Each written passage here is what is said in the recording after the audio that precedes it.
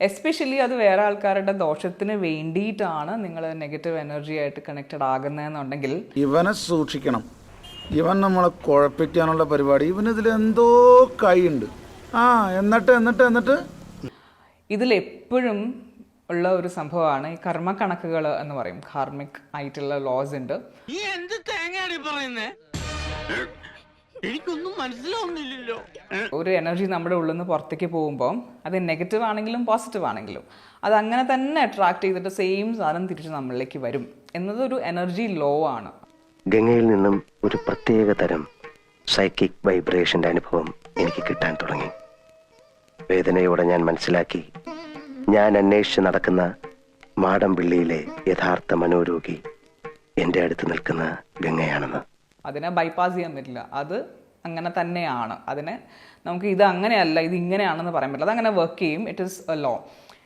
ഒരർത്ഥത്തിൽ നീയല്ലേ രാജാവ്, പെരുന്നുണകളുടെ മഹാരാജാവ്, ദി കിങ് ലയർ. പണിയെടുത്ത് തിന്നണമെന്നൊക്കെ ആഗ്രഹമുണ്ട് സാറേ, പക്ഷെ പറഞ്ഞു പറ്റിച്ച് തിന്നാലേ വായിന്നിറങ്ങുള്ളൂ. ശീലായിപ്പോയി.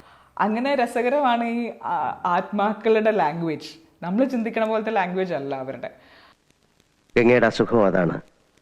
സൈക്യാട്രിയിൽ സ്പ്ലിറ്റ് പേഴ്സണാലിറ്റി, ഡ്യുവൽ പേഴ്സണാലിറ്റി, അതായത് അപര വ്യക്തിത്വം, ദ്വന്ദ്വ വ്യക്തിത്വം, പൊസഷൻ സ്റ്റേറ്റ് തുടങ്ങിയ ലഘു മനോരോഗങ്ങളായിട്ടാണ് ഇതിനെ കാണുന്നത്.